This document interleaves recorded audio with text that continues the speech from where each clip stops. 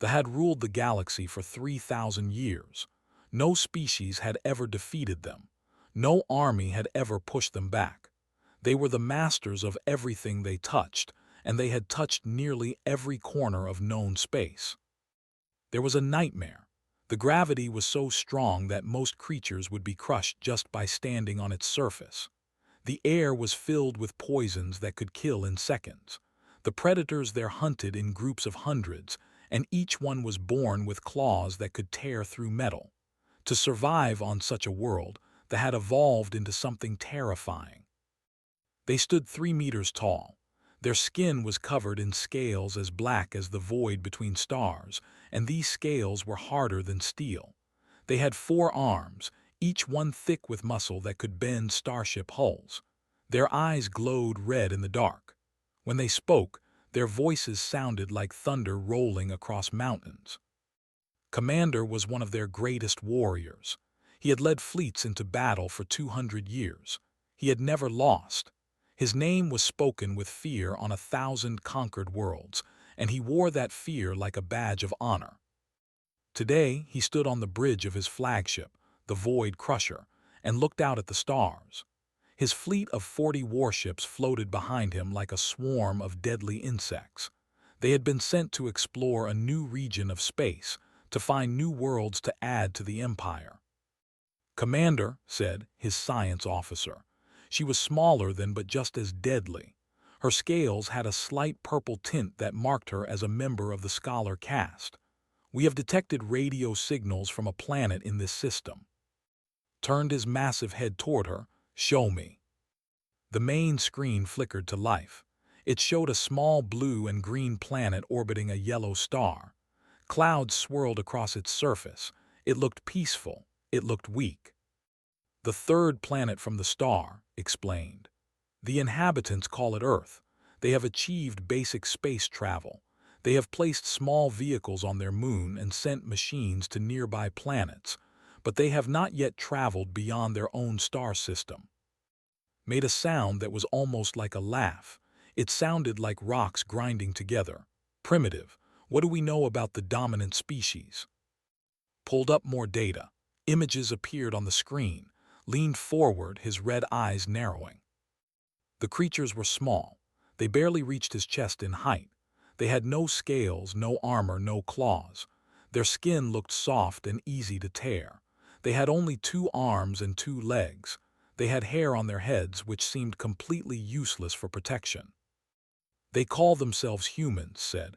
"They are soft-bodied creatures with no natural weapons. They cannot see in the dark. They cannot breathe underwater. They have no venom, no natural armor, nothing that would suggest they are dangerous." "Their planet?" asked. "Category 7, replied. "Only 2 categories below our own. The planet has extreme temperature variations, violent weather, active geology, and many predator species. It is impressive that such soft creatures survive there at all." Considered this. A Category 7 world was dangerous, yes, but the creatures that lived there did not look like survivors. They looked like prey. "How did they become the dominant species?" he asked. Checked her data. According to their own historical records, they are endurance predators. In ancient times, they would chase their prey across vast distances until the prey collapsed from exhaustion. They cannot run fast, but they can run for a very long time. "Endurance predators," repeated slowly. "So they are persistent. That is their only advantage." "It appears so, Commander. They are intelligent and use tools, but physically they are one of the weakest species we have ever catalogued." Stood up from his command chair. He walked to the viewing window and stared at the small blue planet. Somewhere down there, billions of soft little creatures lived their short lives, completely unaware that their world was about to change forever. "Send word to the," he commanded. "Tell them we have found a new species for subjugation. Request a standard conquest fleet. We will add this Earth to the Empire." Bowed her head. "As you command. How much time should we request for the conquest?" Thought about it. These humans had no real defenses. They had no warships capable of fighting vessels. They had primitive weapons that would bounce off scales like raindrops. 3 planetary rotations, he said. Perhaps less. This will be easy. He turned back to the screen and watched the blue planet spin slowly in the darkness of space. He felt nothing but mild curiosity about the creatures living there. They would be conquered like all the others. They would learn to serve the Empire or they would be destroyed. It was the natural order of things. They were the strongest. They were the fastest. They were the ultimate predators in a galaxy full of prey. For 3,000 years, this had been the truth that guided everything. In the weeks that followed, the conquest fleet arrived. 50 warships, each one carrying hundreds of warriors. They were armed with plasma weapons and energy shields. They had conquered species that were far more advanced than these humans. This would be routine. Watched the fleet assemble from his bridge. He felt a sense of pride in the power he commanded. No force in the galaxy could stand against them. But deep in the back of his mind, something bothered him. A tiny voice that whispered doubts. The humans had survived on a Category 7 despite having no natural weapons. They had become the dominant species despite being soft and slow. They had spread across their entire planet and bent it to their will. How? Push the thought away. It did not matter how. What mattered was that they were stronger. They had always been stronger. They would always be stronger. He gave the order to advance. The fleet moved toward Earth like a dark cloud, moving toward an unsuspecting village. On the bridge of the Void Crusher, Commander prepared for what he expected to be the easiest conquest of his long career. He could not have been more wrong. The humans were watching. They had detected the alien ships weeks ago. They had been preparing. And unlike every other species that had ever conquered, the humans were not afraid. They were excited. Finally, after centuries of wondering if they were alone in the universe, they had their answer. And now they had something to fight. Captain Park had served in the United Nations Space Navy for 15 years. He had trained for every possible situation. He had studied every war in human history. He had prepared himself for the day when humanity would meet another intelligent species. That day had finally arrived. He stood on the bridge of the UNSS Indomitable, humanity's first true warship built for interstellar combat. The ship was not pretty. It was a blocky thing made of thick armor and heavy weapons. It had been designed with one purpose in mind: to survive. Around him, his crew worked at their stations with calm efficiency. They were scared. He knew they were scared, but they did not show it. That was what made them human. "Captain," said Lieutenant from the communications station. Her voice was steady despite the situation. "The alien fleet has entered the solar system. 50 warships, each one approximately 3 times the size of our largest vessel." Nodded slowly. "Any response to our hails?" "Yes, sir. They are broadcasting on all frequencies. The translation AI has decoded their message." "Let me hear it." The bridge speakers crackled to life. A deep, rumbling voice filled the room. It spoke in broken but understandable human language. "Creatures of this world, you are now subjects of the Empire. You will surrender your planet, your resources, and yourselves. Resistance will result in extinction. You have 1 planetary rotation to comply." The message ended. The bridge was silent. Allowed himself a small smile. "That's it. That's their negotiation." "It appears so, sir," replied. Fascinating. Turned to his tactical officer. "Lieutenant, what do we know about their ships?" Lieutenant pulled up the sensor data. "Their technology is impressive, sir. Energy shields, plasma weapons, faster-than-light capabilities far beyond our own. If we fight them directly, we will lose." "Then we don't fight them directly. Not yet." Walk to the center of the bridge. Open a channel to the alien flagship. Tell them we wish to discuss terms in person, on their ship. His crew stared at him. "Sir," asked carefully, "you want to board their vessel?" I want to see them up close. I want them to see us up close, and I want to buy time for Earth to prepare." He straightened his uniform. "Contact Ambassador. Tell her to meet me at the shuttle bay." Ambassador was waiting for him when he arrived. She was a tall woman in her late 40s with short gray hair and eyes that had seen too much. Her left arm was made of metal and plastic, a military-grade prosthetic that she had earned during the Korean Peninsula conflict 20 years ago. She had been a soldier before she became a diplomat. Some said she was still a soldier who happened to carry documents instead of weapons. "Captain," she greeted him with a nod, "are you sure about this?" "No," he admitted, "but I think we need to understand these creatures before we fight them, and I think they need to understand us." Smiled, it was not a friendly smile. "Then let's go introduce ourselves." The shuttle journey took 2 hours. As they approached the flagship, felt his heart beat faster. The alien ship was enormous.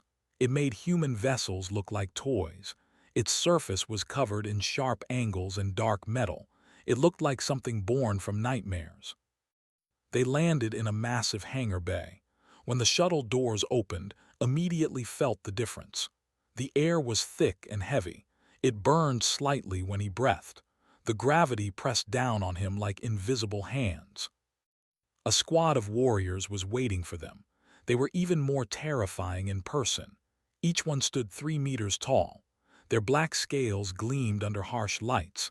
Their forearms ended in claws that looked sharp enough to cut through steel. Their red eyes watched the humans with obvious contempt. Walked forward, he did not hesitate, he did not show fear. Behind him and the rest of the diplomatic team followed. They walked through the heavy gravity as if it was nothing special. They breathed the toxic air without coughing. The warriors exchanged glances. Something was wrong. These soft creatures should be struggling. They should be gasping for breath. They should be crawling on the ground under the weight of gravity. Instead, they walked normally. One of them, the female with the metal arm, actually took a deep breath and smiled. "Refreshing," said loudly. "Reminds me of Seoul in summer, hot and humid." Commander was waiting in the meeting chamber. He sat on a throne made of black metal, surrounded by his officers. When the humans entered, he leaned forward with interest. These creatures were exactly as his scans had shown. Small, soft, fragile, but something about the way they moved was strange. Their eyes never stopped scanning the room. They tracked noted every exit, measured every distance. They moved like predators, not prey. "You are the leaders of your species?" asked. "We represent our species," replied. Her voice was calm and confident. "I am Ambassador. This is Captain Park of the United Nations Space Navy. You have come to surrender." "We have come to talk." Made a rumbling sound that might have been amusement. "There is nothing to talk about. Your species is weak. Your technology is primitive. You will join our empire or you will die. Those are your only choices." Nodded thoughtfully. "I understand that you have conquered many worlds. How many species have tried to resist you?" "All of them," replied. "None have succeeded." "Interesting." Took a step forward. The guards tensed, but she ignored them. "Have you ever conquered a species before?" "Many times. We ourselves come from the most dangerous in the galaxy." "Ah," smiled again, showing her teeth. In human culture, this was a sign of friendship, but something about the way she did it made scales itch. "Then you understand what it takes to survive on such a world. The constant struggle, the endless adaptation, the need to be stronger, faster, and smarter than everything trying to kill you." "Of course." "Good," turned and walked toward the window. Outside, Earth hung in the darkness of space, blue and green and white, beautiful and terrible. "Our world is only Category 7, not as dangerous as yours, but we did not evolve armor or claws or venom. We had to find other ways to survive." She turned back to face. "We learned to make tools, weapons. We learned to work together in groups larger than any other predator. We learned to adapt to any environment, from frozen wastelands to burning deserts to the depths of the ocean. We learned that our bodies were weak, so we built machines to make them strong. She raised her metal arm. The artificial fingers flexed with smooth precision. When our bodies break, we fix them. When our weapons fail, we build better ones. When we face something stronger than us, we find ways to become stronger. She paused. You asked if we came to surrender. The answer is no. We came to give you one chance to leave our system peacefully. Stared at her for a long moment. Then he laughed. It was a terrible sound, like boulders crashing down a mountain. You threaten us. You soft, tiny creatures threaten the Empire. He stood from his throne, towering over the humans. I have killed thousands of warriors stronger than you. I have crushed armies larger than your entire population. You are nothing. Did not step back. She did not flinch. Then you have nothing to fear from us, she said quietly. So why do I see doubt in your eyes? His laughter stopped. For the first time in 200 years, Commander felt uncertain. The war started 3 days after the failed negotiations. Commander had rejected the human offer of peace. He had called them fools. He had promised to burn their cities and enslave their children. He expected the battle to last hours. He was wrong. The first attack came at the edge of the solar system. A scout ship was patrolling near the frozen outer planets when it detected a small human vessel approaching. The captain barely considered it a threat. The human ship was tiny. Its weapons were primitive. One shot from plasma cannons would destroy it instantly. The captain ordered his weapons to fire. The human ship dodged. It moved in ways that the targeting computer could not predict. It twisted and spun through space like a leaf in the wind. The plasma bolts missed again and again. Then the human ship fired back. The missile was small. The shield stopped it easily. But then another missile came, and another, and another. Dozens of them, each one hitting a slightly different point on the shields. The captain was confused. These weapons were doing nothing. The shields were holding. What were these humans thinking? Then the shields failed. The human missiles had not been trying to break through. They had been analyzing, testing, learning the exact frequency of the shields, and the final missile was tuned perfectly to slip through. The scout ship exploded. Across the solar system, similar battles were happening. Human ships were smaller and weaker, but they fought in ways they had never seen. They used tricks and traps. They hid in asteroid fields and attacked from unexpected angles. They retreated when they should have died and attacked when they should have retreated. But the real surprise came when the landed ground forces on Earth. Sergeant First Class was 32 years old. He had served in the United Nations Marine Corps for 10 years. He had fought in 3 different wars. He was not afraid of pain or death. He had faced both many times. When the landed in the Korean mountains, was ready. His squad consisted of 12 Marines. They were equipped with powered exoskeletons that increased their strength tenfold. They carried weapons that fired bullets capable of piercing scales. They had trained for years for exactly this moment. But nothing had truly prepared them for fighting the in-person. The first warrior encountered was like something from a nightmare. It stood 3 meters tall. Its black scales reflected the moonlight. Its 4 arms each held a different weapon. Its red eyes glowed in the darkness. The swung one massive arm at. The blow should have killed him instantly, but moved. His exoskeleton responded to his thoughts, boosting his speed beyond normal human limits.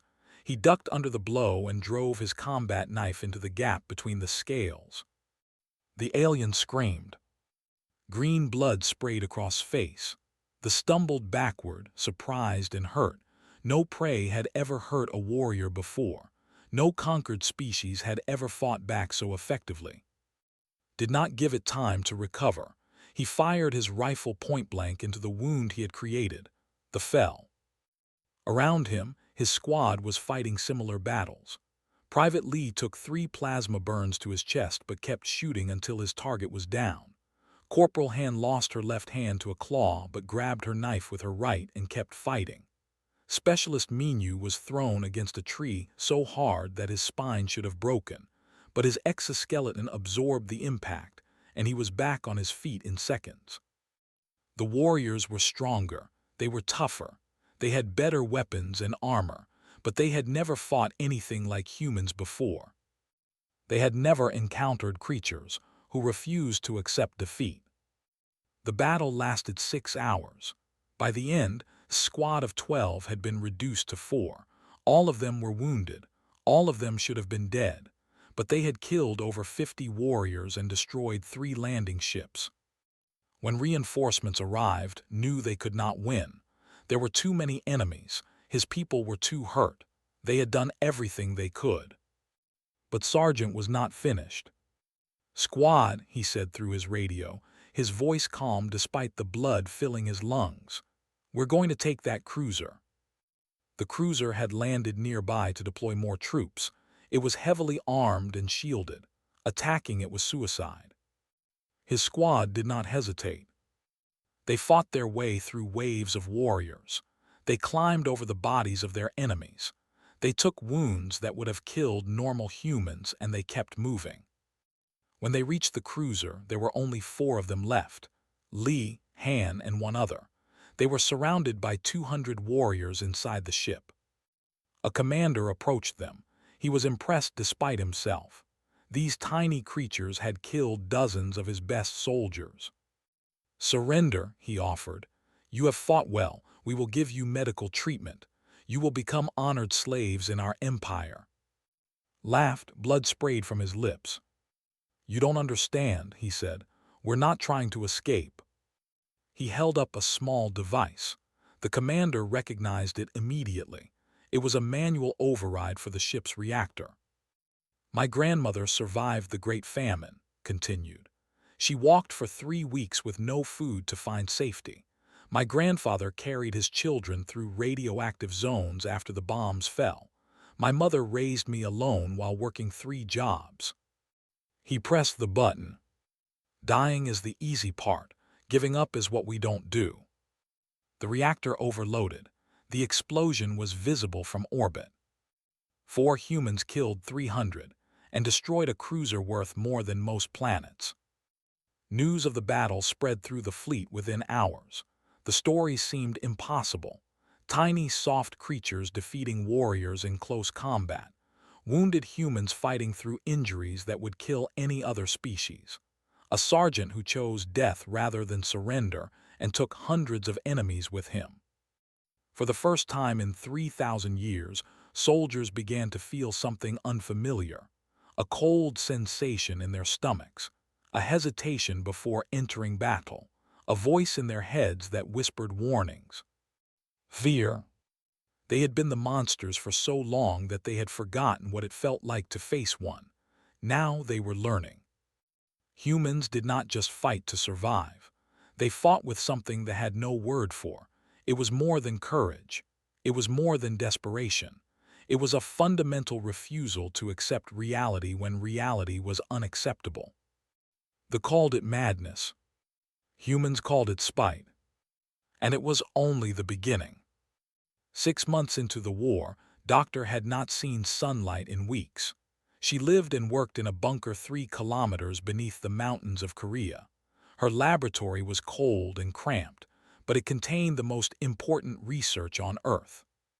She was studying and she had found their weakness. Was 45 years old with tired eyes and hair that had turned gray from stress. Before the war, she had been a biology professor at Seoul National University. Now she led Humanities Warfare Division. Her team of 50 scientists worked around the clock, analyzing every piece of technology and biology they could capture. Today, she was presenting her findings to the United Nations Defense Council. The council chamber was deep underground, protected by layers of rock and metal and energy shields. Holographic screens showed the faces of military leaders and politicians from around the world. They all looked exhausted. They all looked worried. "Doctor," said Admiral Sung, the commander of Earth's combined military forces, "what have you learned?" Activated her presentation. A three-dimensional model of a warrior appeared in the center of the room. "First, I want to acknowledge what we're fighting," she began. "They are impressive creatures. Their bone density is 4 times greater than ours. Their muscle tissue can generate forces that would tear human muscles apart. Their scales can stop most of our conventional weapons. They heal faster than us.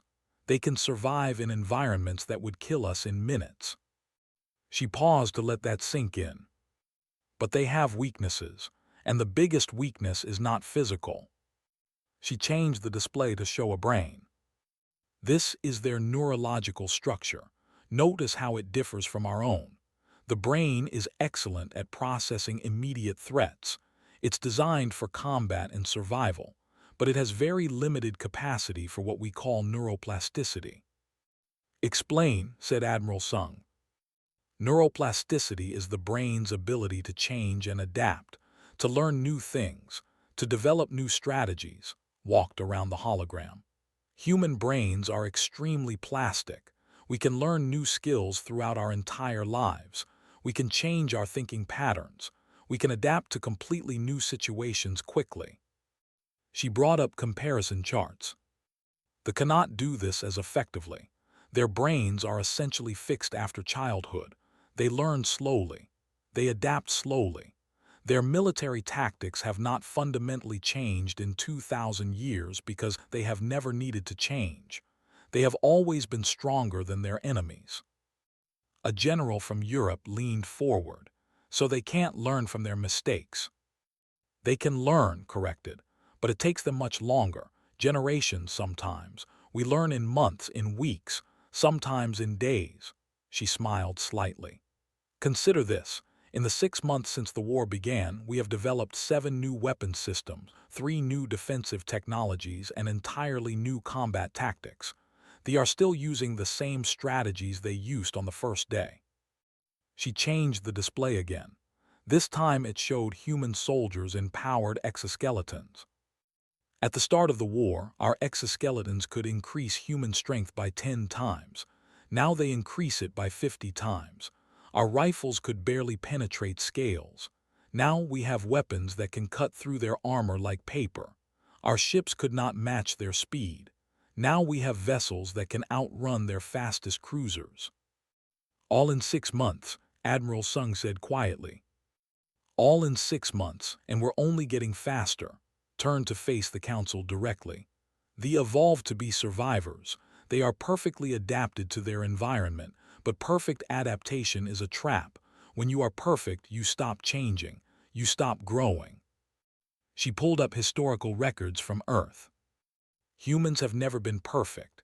We have never been the strongest or the fastest or the toughest. We survived not by being better than our environment, but by changing our environment to suit us. When we were cold, we made fire. When we were weak, we made weapons. When we could not run fast enough, we invented vehicles. When our bodies failed us, we built machines to replace them." She showed images of human history. Cave paintings, ancient cities, factories, rockets, prosthetic limbs, neural implants. "We have been at war with our own limitations since we first stood upright. They have been comfortable for 3,000 years. They have forgotten how to struggle. We never stopped." Admiral Sung stood up slowly. His face was thoughtful. "What do you recommend, Doctor?" Took a deep breath. "I recommend we stop trying to win battles and start focusing on winning the war. They have more ships and more soldiers. If we fight them directly, we will eventually lose. But if we make this a long war, if we force them to adapt faster than they can, we will win." "How?" "We never use the same tactic twice. We constantly change our strategies, our weapons, our approach. Every battle will be different.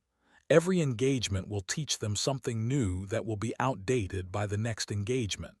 We will evolve faster than they can understand." She pulled up one final image. It was a human heart beating steadily. "They think our greatest weakness is our fragile bodies. They are wrong. Our greatest strength is our fragile bodies. Because we know we can break, we learn to fix ourselves. We learn to improve ourselves. We learn that limits are just problems to be solved. She looked at each council member in turn. I propose we name this strategy Operation Persistence. Just like our ancestors who chased prey until it collapsed from exhaustion, we will chase thee until their empire falls. Not with strength, not with numbers, but with something they cannot match, our ability to change. The council voted unanimously in favor. Over the following months, the war transformed. Human forces stopped fighting conventional battles. They became ghosts. They attacked supply lines and retreated before they could respond. They planted traps that would activate weeks after being set. They sent false messages to confuse commanders. They used psychological warfare to make soldiers doubt themselves. And everywhere they went, humans shared their technology with other species who had suffered under rule. The small creatures with brilliant minds for energy manipulation helped develop better shields. The ancient beings who had hidden from them for centuries shared their knowledge of disrupting faster-than-light travel. The who had infiltrated communications networks provided intelligence that saved millions of lives. The galaxy was waking up, and humanity was leading the charge. Doctor continued her research in her underground laboratory. She never saw the battles she helped win. She never met the soldiers who survived because of her work. But she knew that somewhere above her, humans were doing what humans had always done. They were adapting. They were improving. They were refusing to accept that they could not win. And slowly, impossibly, they were winning. 2 years after the war began, Commander stood on the bridge of his damaged flagship and watched his empire die. The Void Crusher was barely functional.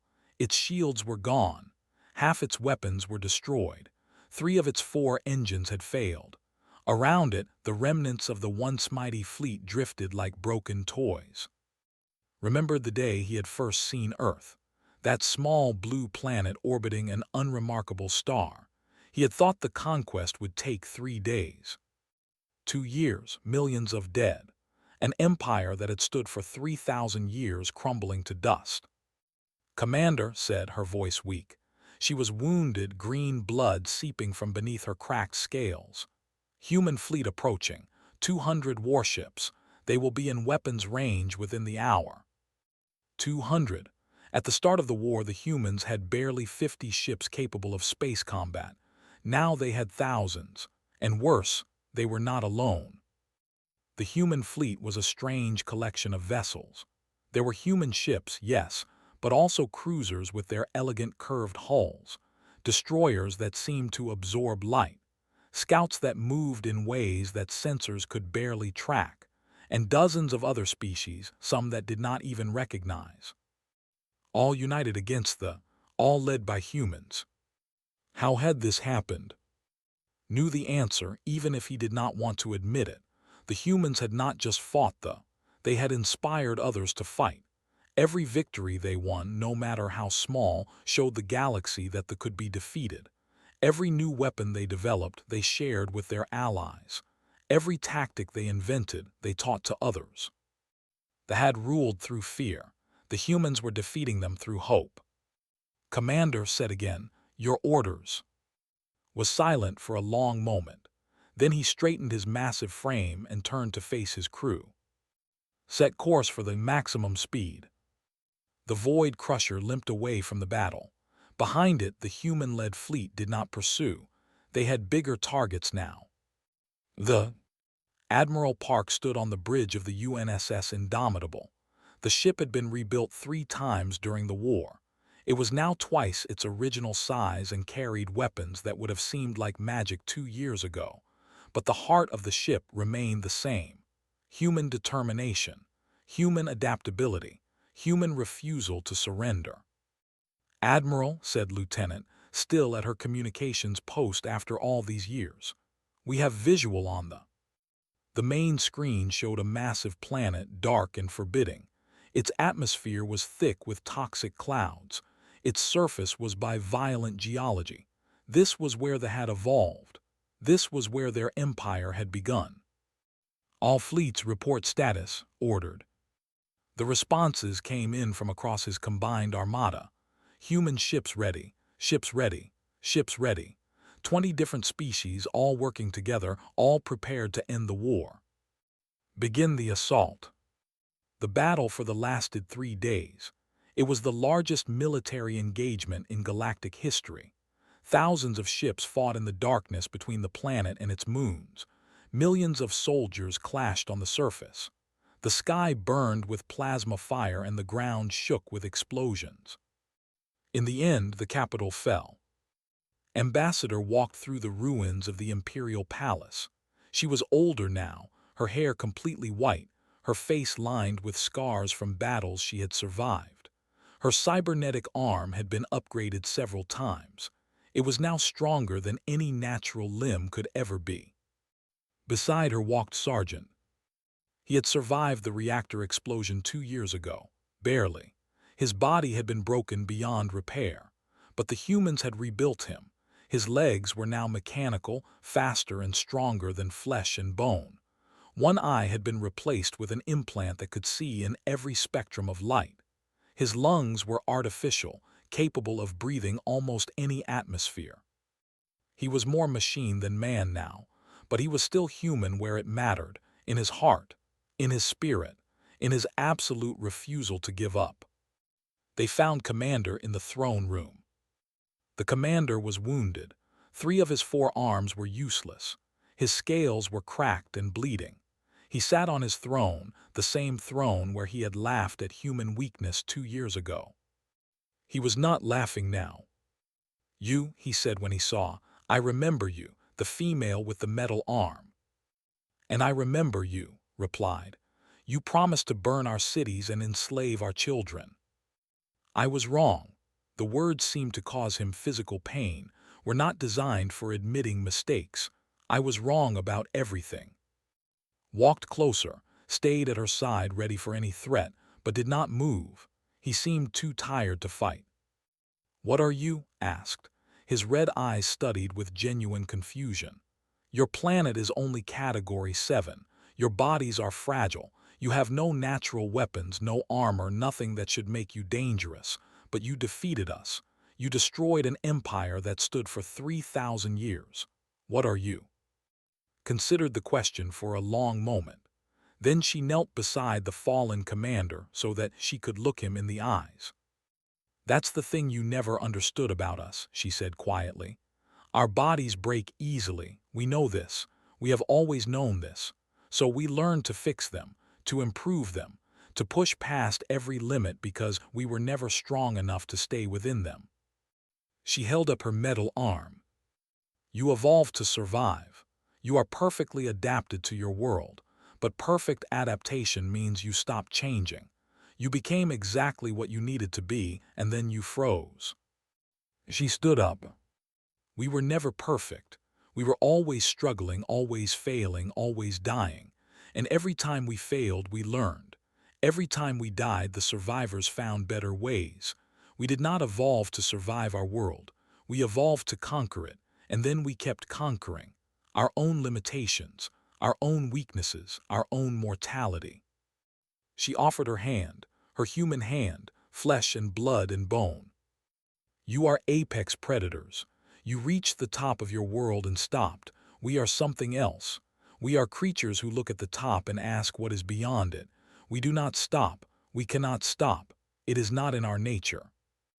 Looked at her hand for a long moment. Then, slowly, he reached out with his one working arm and took it. 1 year later, the Galactic Council reformed. It met on a space station built by 20 different species working together. Human engineers had designed the structure. Scientists had created its power systems. Builders had assembled it. Humanity held a permanent seat on the council, not because they had conquered the galaxy, but because they had freed it. Ambassador delivered the opening address. For 3,000 years, the galaxy was ruled by fear. The strong dominated the weak. The powerful crushed the powerless. This was called the natural order. She paused and looked around the chamber. Representatives from hundreds of species looked back at her. We reject that order. Strength is not just physical power. It is the ability to lift others up. It is the courage to stand against injustice. It is the wisdom to know that together we are more than we could ever be alone. She smiled. Humans are not the strongest species in the galaxy. We are not the fastest or the toughest or the most advanced. But we have one gift that we will share with everyone who wants it. We know how to refuse impossible odds. We know how to look at something that cannot be done and say two simple words. She raised her human hand, flesh and blood but strong. Watch me. The chamber erupted in applause. Across the galaxy, a new era was beginning. Not an era of conquest or domination, but of cooperation and growth. And at the heart of it all were the strange, soft creatures from an unremarkable blue planet. The humans. The new apex. Not because they were the deadliest, but because they were the most alive.